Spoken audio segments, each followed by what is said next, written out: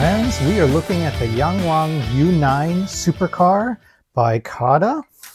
This supercar is made by the parent company BYD. It's a Chinese brand, and you can think of them as the Ford of China. So they make trucks, trains, buses, cars in gasoline as well as electric, and they have a lot of sub-brands. This sub-brand is their supercar luxury sub-brand called YangWang.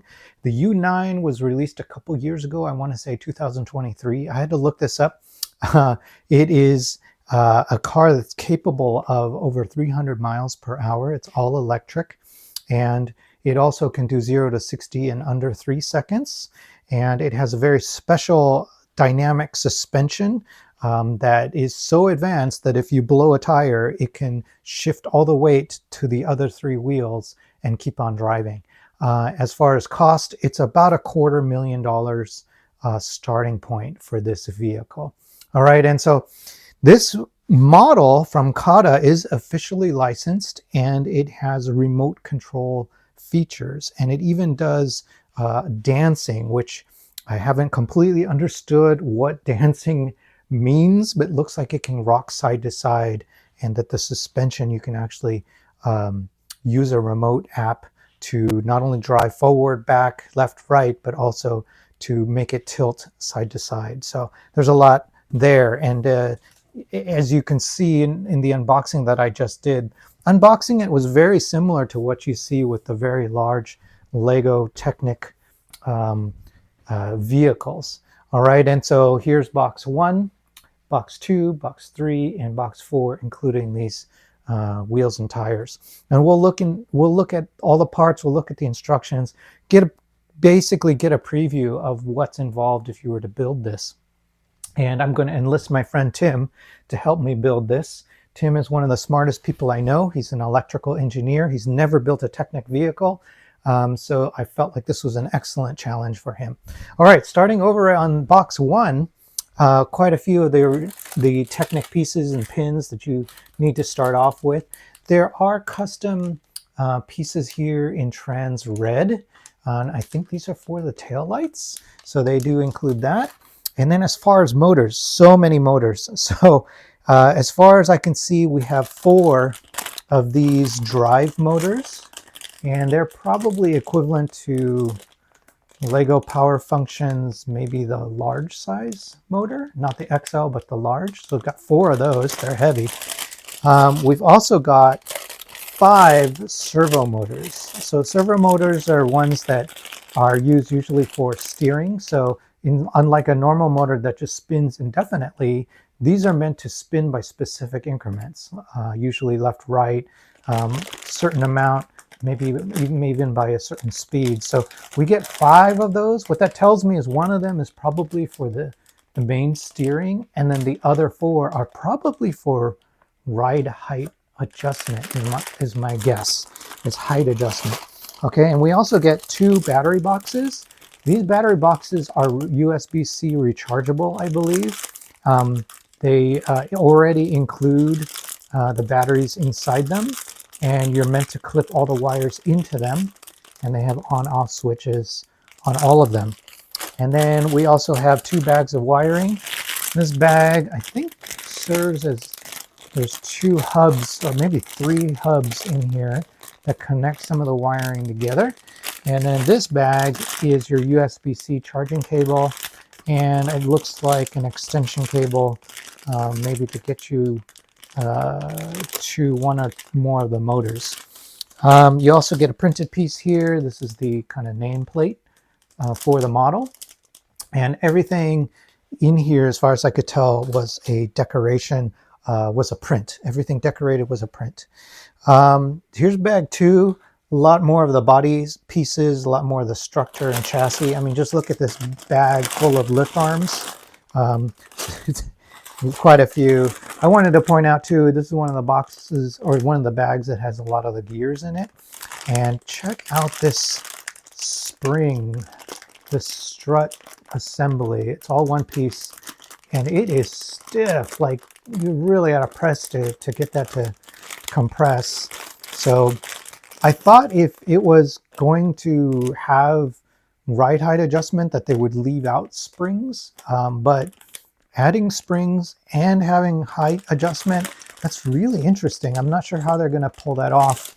I am looking forward to finding out. This third bag, more body panels, lots and lots of lift arms. Here's the fenders. Now, this car's colors, using these pieces, I understand why they use these pieces because that's what's available, but it's sort of this dull red, and it may not look as good once you're trying to do a car which is shiny red, but we'll see. And then the last bag, here's one of the license plates. It says U9. More pieces that I'm assuming are for the taillights. More body pieces, a lot of pins, a lot more body pieces. And as far as compatibility with Lego Technic, these are going to be compatible. A lot of familiar part designs, a lot of familiar colors in here. So it should look good. Okay, I want to look at these wheels real quick. So this is kind of a miss. These are plastic. No rubber at all on them. They're all one piece. These are custom designed wheels that look like the U9's wheels, but I'm so sad that for the price, you know, for this listing, it's like a $300 set. They did not include rubber tires. So that's kind of a miss. I think people expect rubber tires and separate wheels. So that's a bummer that they're just this kind of cheap, hollow sounding plastic.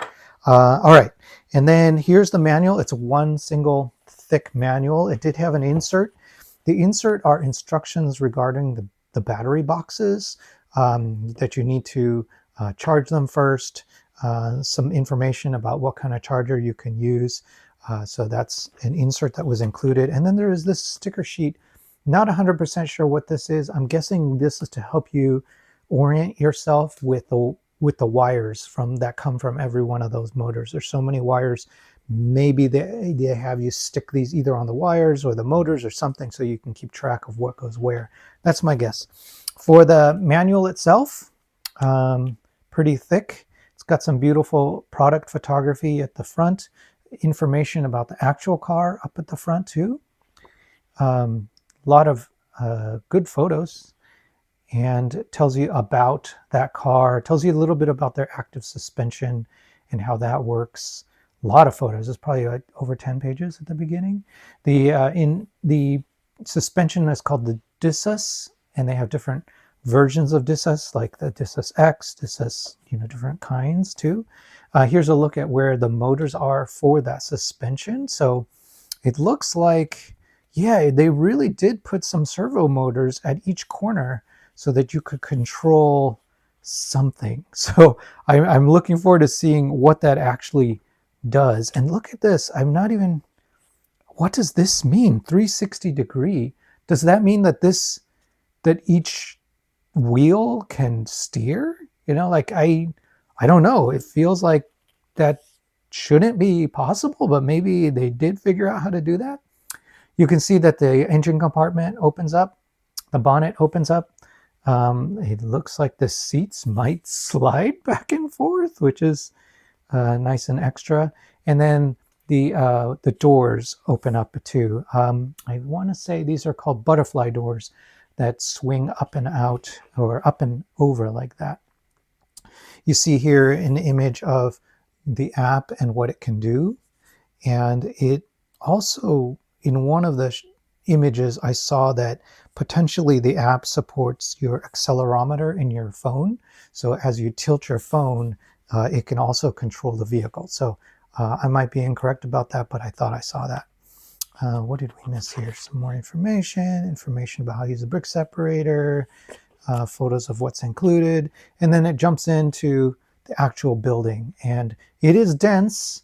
The clarity is okay. It's pretty good. But you're gonna have to take your time. There's no getting around it with one of these. Now, it's not as bad as some of the other sets from brands like Mold King, where they are not as careful and it's really crammed, really tight, and the images are too small. These are a little bit on the larger side, and I've built a couple of CaDA sets before, and they do take care to help you get oriented and make sure that things are done correctly. So I have some confidence that these will be reasonably easy to follow. I mean, just check out how dense this is when it comes to the motors and getting them in there. I mean, there's almost no space between those motors. It is going to be a chalk, like a dense, very heavy model is my guess. There's a look at the steering rack and how that's going to work. The chairs, I'm sorry, the seats, nice bucket seats. What is that? Are there lights? Look at that. So there are lights that run probably to the back. I didn't even notice that. That must be one of the bags that I haven't seen quite yet. So that's kind of cool. And then you're building out the body. All of the wiring is hanging out, ready to get clipped in. More of the body here. Wow, there is so much here.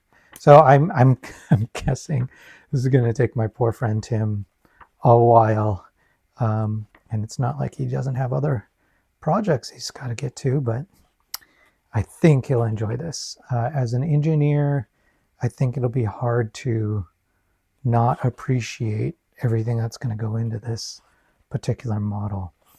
Okay, and as far as the app goes, I'm not 100% sure. I went to this website to try and download the app, and when you go to the site, there are 3 apps that you can choose from, and they don't say which app works for this model. So I'm guessing it's the one that mentions vehicle control or accelerometer or gyro control. So that might be the one. But it's good that they have 3 apps rather than 1. That tells me that they're going to continue support probably for these apps. Keep in mind, because it's app controlled and not controlled by a physical remote, if CaDA ever discontinues use of that app or discontinues support for that app, then potentially one day this model will not be controllable at all, because the app won't be working unless you go and you keep an old iPhone that has that loaded on it. And I'm sure the app will work for Android too. Okay, so that's a look.